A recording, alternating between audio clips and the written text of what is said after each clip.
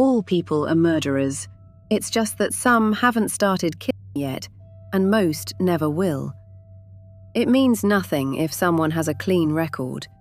I had a clean record too. Then I killed 2 men.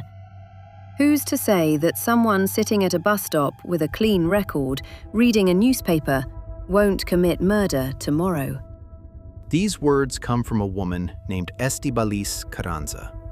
It is just one of many controversial statements she has made over the years. She is considered one of the most notorious female murderers in Austrian criminal history and has achieved dubious fame as the Ice Lady. But how did it come to this in the first place? And what makes Estibaliz and her murders so fascinating even today?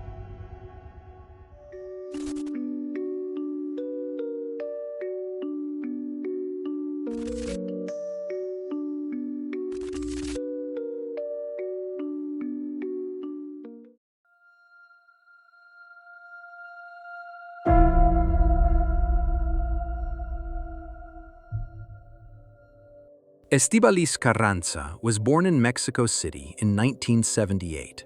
However, she spent most of her childhood in Europe, specifically in Spain, her mother's homeland. There, Estibaliz grew up in Barcelona and studied economics. In the mid-2000s, Estibaliz moved to Germany. Shortly before that, she had broken up with her first boyfriend. She would later say that she had a hard time getting over the breakup. She had developed murderous fantasies toward her ex-boyfriend and considered tampering with the brakes on his car. Instead, she moved to Germany to start over. At first, she worked as an au pair in southern Germany. Later, she started working at an ice cream parlor. There, she met an Austrian man 14 years her senior, named Holger Haar. Not much is known about Holger. He is said to have been a member of the Hare Krishna movement. He is also interested in firearms and owns several. Later, he also develops a passion for first-person shooter games. The two become a couple and marry fairly soon. In 2005, the couple moves to Vienna together. There, Estibaliz and Holger open an ice cream parlor together. Business is going well. In 2007, however, their marriage breaks down, and Estibaliz and Holger file for divorce. But even after the separation, the former couple seems unable to resolve their conflict. A few years later, a gruesome discovery is made in the basement of the ice cream parlor. It is a secret darker than anyone could have imagined at the time.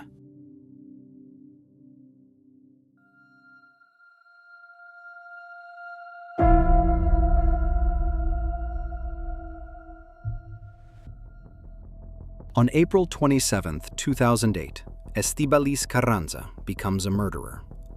The crime is later reconstructed as follows. Estibaliz spends the day with her ex-husband Holger. He refuses to move out of their shared apartment, even though they have been separated since the previous year. Lately, Estibaliz has been staying overnight at a friend's place. Consequently, Holger and his ex-wife have been arguing repeatedly.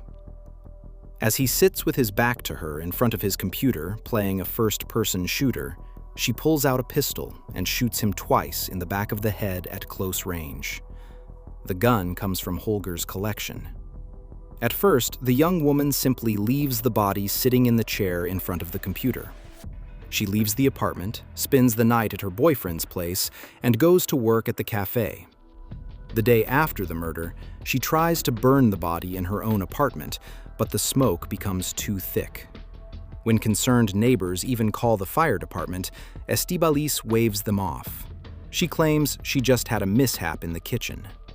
The fire department leaves without suspecting that there is a body in the apartment. After this failed attempt to dispose of the body, Esti spends a few more days at her boyfriend's place, then returns to the apartment and cleans it thoroughly. Estibaliz later testifies in court that so much blood had flowed that she was initially afraid it would run out onto the street.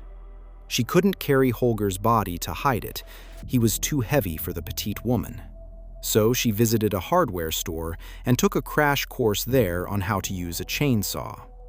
Then she obtained the necessary equipment, dismembered her ex-partner Holger, and buried him in the basement of the apartment building. When asked by acquaintances, Estibaliz tells people in her circle that Holger had left Austria. Holger had now decided to devote himself to his faith in Asia. And indeed, she gets away with this story. But this murder will not be her only one.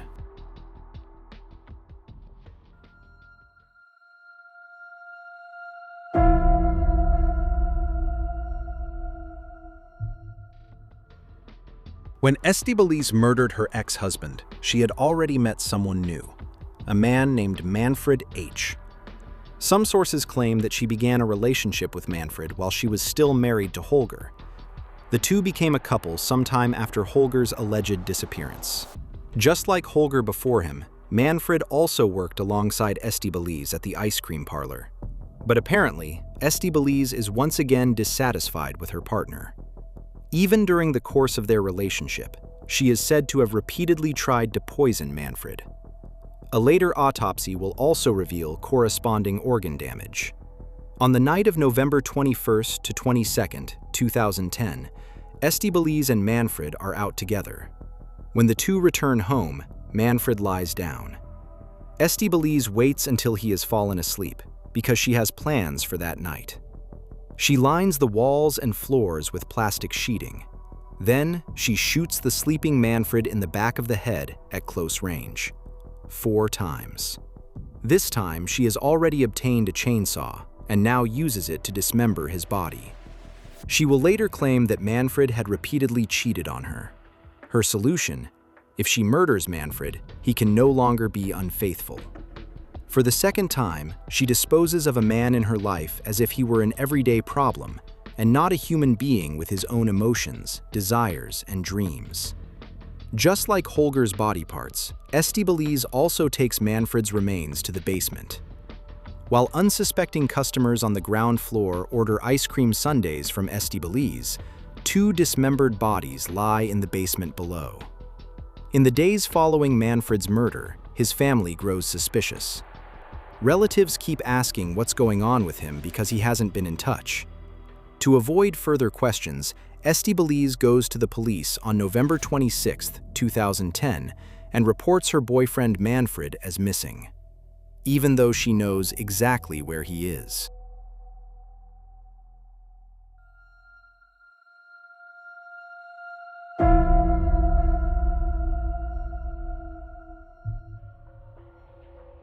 On June 6, 2011, everything comes to light.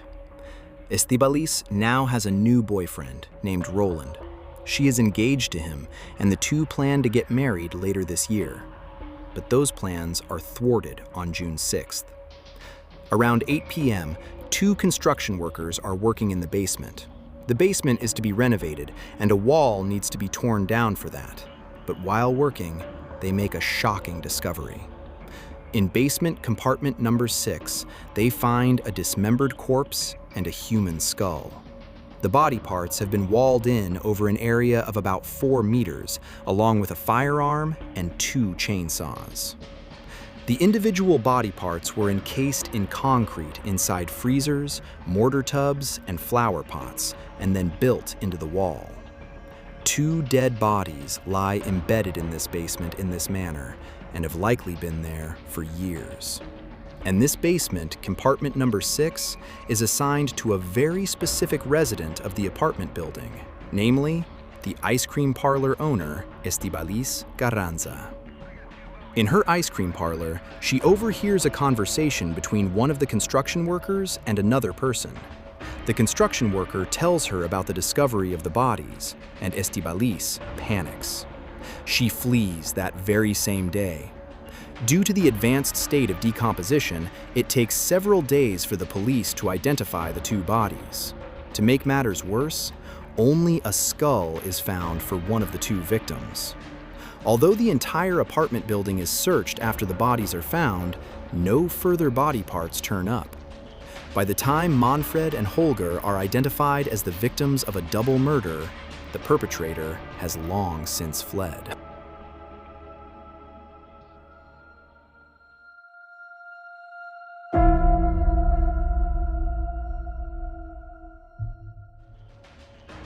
The police subsequently launched a Europe-wide manhunt for Estibaliz and issued an international arrest warrant for the woman, who was 32 at the time. Estibaliz told her fiancé Roland that she had to go to Spain on short notice because her father, who lived there, was ill. On June 7th, she withdrew 10,000 euros in cash from her bank account and booked a direct flight to Paris. But at the airport, panic once again sets in. The police are already waiting at the gate to arrest Estibaliz. The 32-year-old listens to her gut feeling and doesn't board her booked flight at all. She leaves the airport again and gets into a taxi instead. It takes her from Vienna airport all the way to Italy. There, the taxi driver agrees to book a hotel room for Estibaliz under his name. This allows the 32-year-old, who is now wanted internationally, to avoid on-site registration and not have to present her ID at the hotel. In return, she gives the taxi driver a generous tip. This allows her to spend the night unnoticed at a hotel near Tolmezzo. Although the police are hot on her heels, before they can make an arrest, Estibaliz boards a train to Udine on June 7th. There, she meets a street performer who immediately offers her shelter in his apartment. She tells him she has fled a violent husband and urgently needs a place to stay for a few days. The helpful man takes pity on her and lets Estibaliz stay with him, but the 32-year-old's escape lasts only a few days. On June 11, 2011, she is finally arrested in Udine. The street performer who had taken her in reported her to the police because he had become increasingly concerned. She had been constantly Googling the discoveries of bodies in Austria, which struck him as suspicious. Estibaliz allows herself to be arrested by the Italian police without resistance and confesses to being responsible for the deaths of the 2 bodies found in her basement. She is initially treated in a hospital, as it is determined that the 32-year-old is 2 months pregnant with Roland's child at the time of her arrest. Of course, this does not prevent the authorities from placing Estibaliz Carranza in pre-trial detention. She is transferred to a prison in Trieste, Italy. After 2 weeks, on June 24, 2011, she is extradited to Austria. There, Esti must now answer for the murders of Manfred and Holger.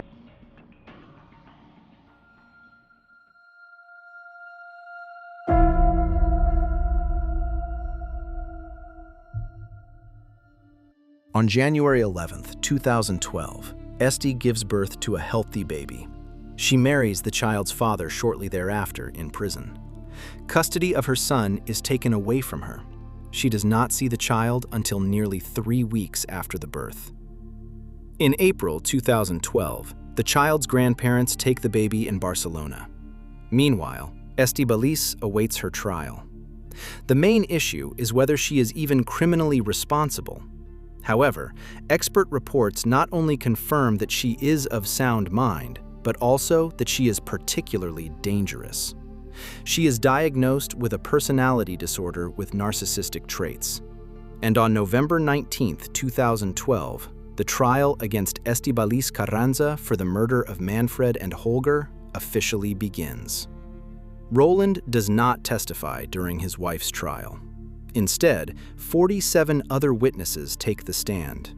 Estibaliz herself also speaks about her actions. She says she felt oppressed by both Holger and Manfred. She felt belittled by the 2 of them and therefore murdered them.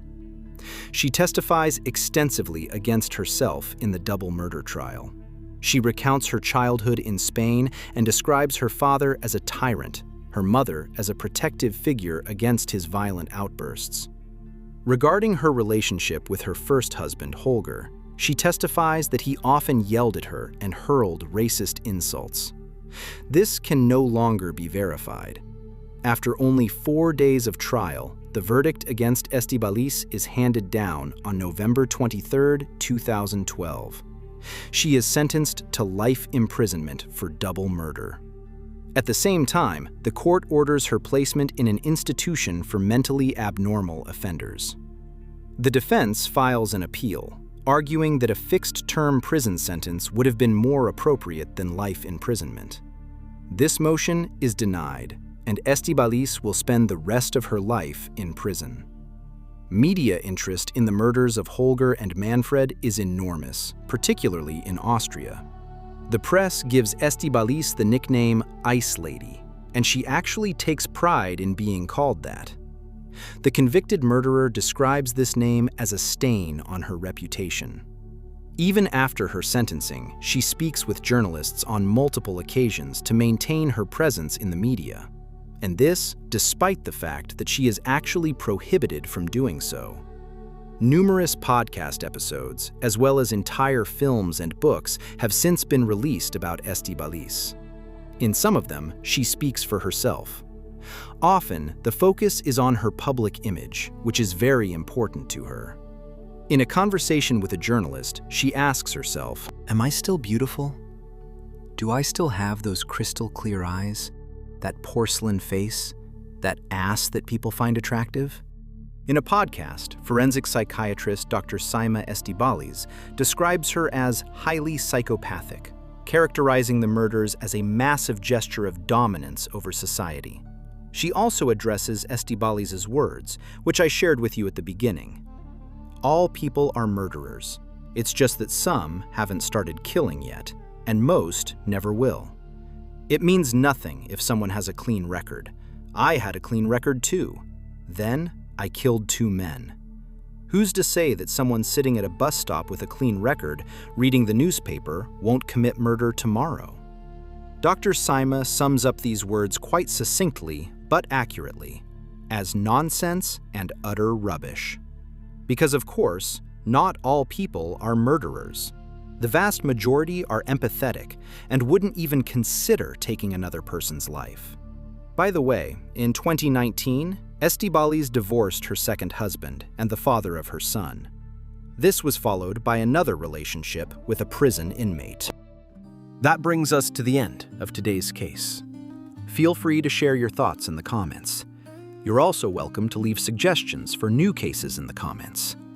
If there's a topic you'd like to see on Insolito, please let me know. If you'd like to support the channel further, please give the video a like and subscribe to the channel. Other than that, there isn't much more to say. I wish you a good morning, afternoon, or evening, whichever time you're watching this, and hope to see you again in the next video. Until then, bye everyone.